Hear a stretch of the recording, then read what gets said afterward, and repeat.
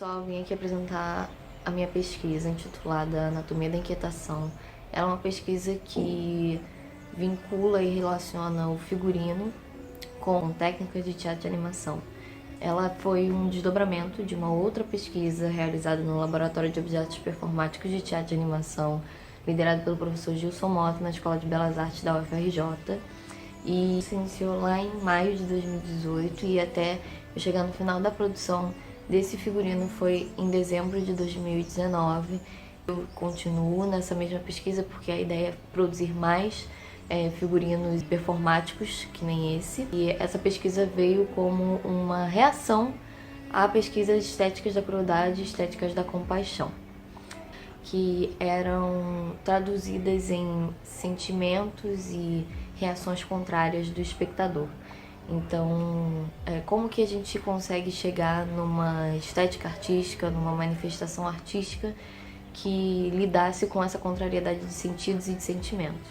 E aí, a partir disso, eu cheguei no tema do grotesco, na estética do grotesco. E aí eu quis trazer isso para outro patamar e acabei fazendo essa pesquisa para o meu TCC também, que originou a Anatomia da Inquietação. O objetivo da minha pesquisa é explorar as possibilidades de interação entre figurino, ator e personagem, linkando os três em um só elemento, né? Que normalmente esses três elementos são vistos como separados, e a minha ideia era levar eles três a uma interação completa, onde um dependesse do outro para existir. Aqui no caso, o figurino é o personagem e o ator precisa interagir para fazer esse personagem ganhar vida, né? Ele é um organismo vivo.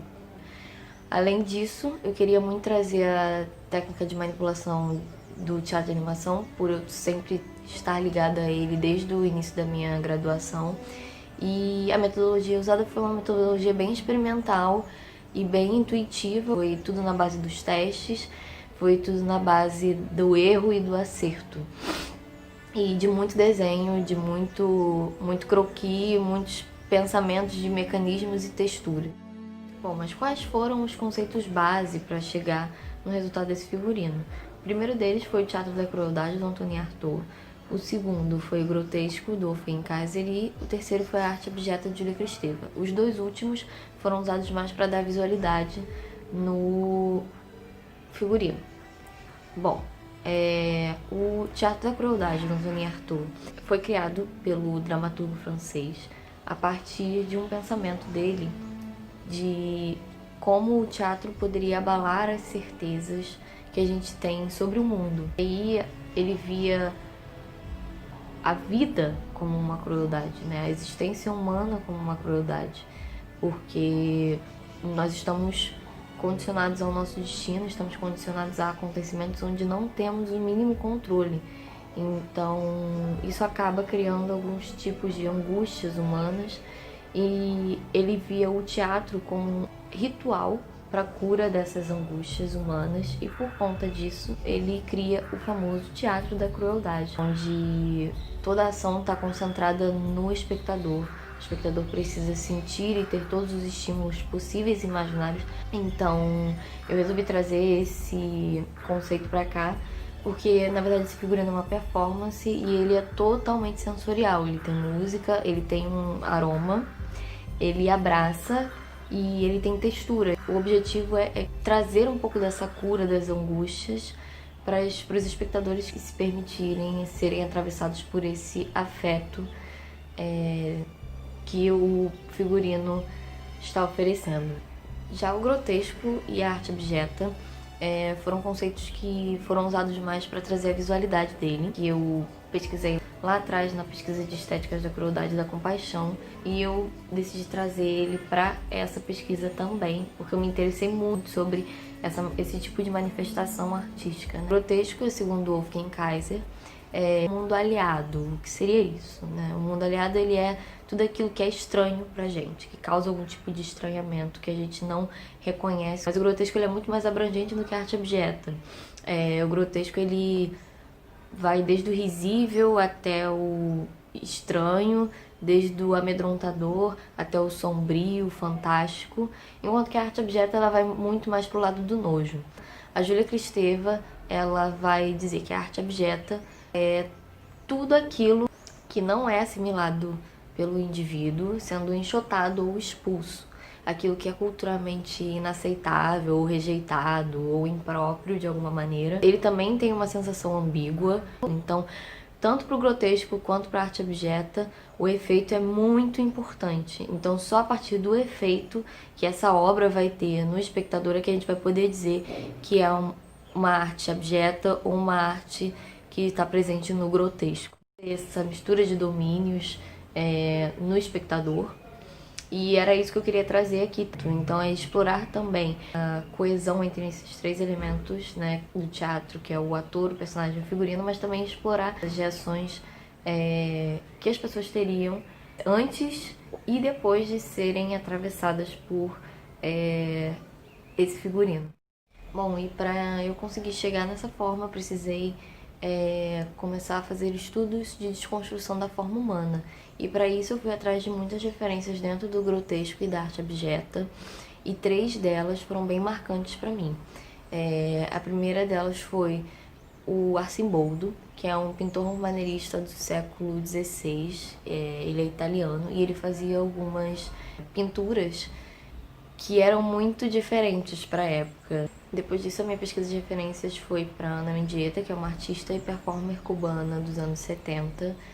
E depois eu acabei indo pesquisar sobre a Björk, que é uma cantora islandesa que está viva até hoje. E eu concentrei os meus estudos no álbum Vunicura dela, de 2015.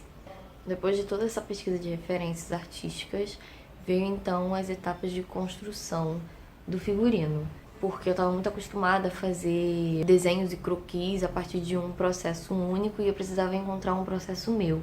E aí, a partir disso, eu precisei pesquisar muito sobre o balé triádico da Bauhaus, sobre Gestalt do objeto, para entender qual era o tipo de forma que eu queria trazer para esse figurino. Eu fiz alguns desenhos, alguns rascunhos de criaturas e de coisas que eu observava no dia e trazia para o desenho.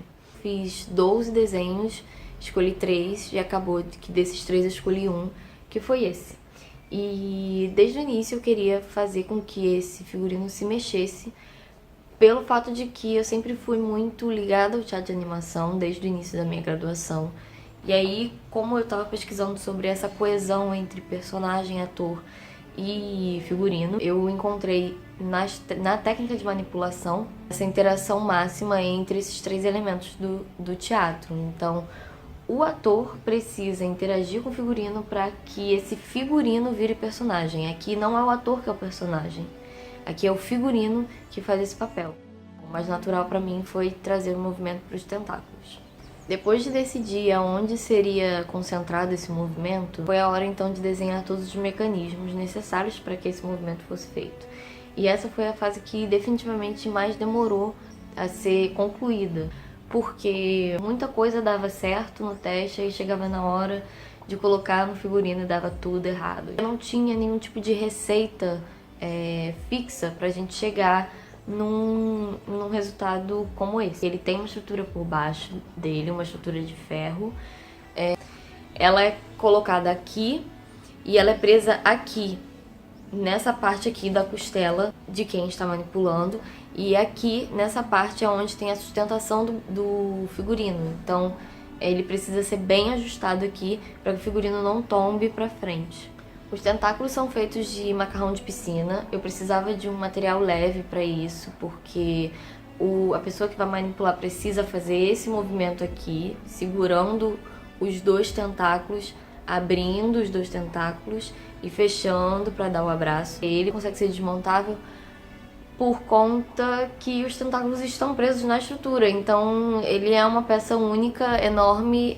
Quando não tem ninguém vestindo, ele tem aproximadamente 1,60 m, e quando tem alguém vestindo, ele pode chegar de 2,5 m até 3, dependendo da altura da pessoa que está vestindo. Mas ele é muito pesado.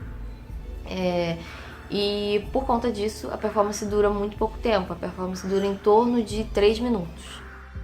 A ideia agora é continuar no mestrado com essa pesquisa. Já tem 2 desenhos que eu quero fazer, já tem 2 outras criaturas que eu quero fazer.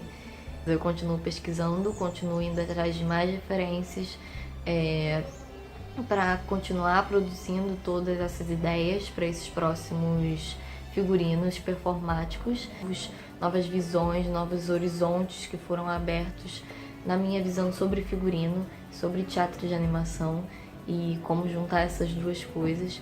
Então eu fico muito feliz e realizada de conseguir trazer ainda mais desse conhecimento sobre teatro de animação.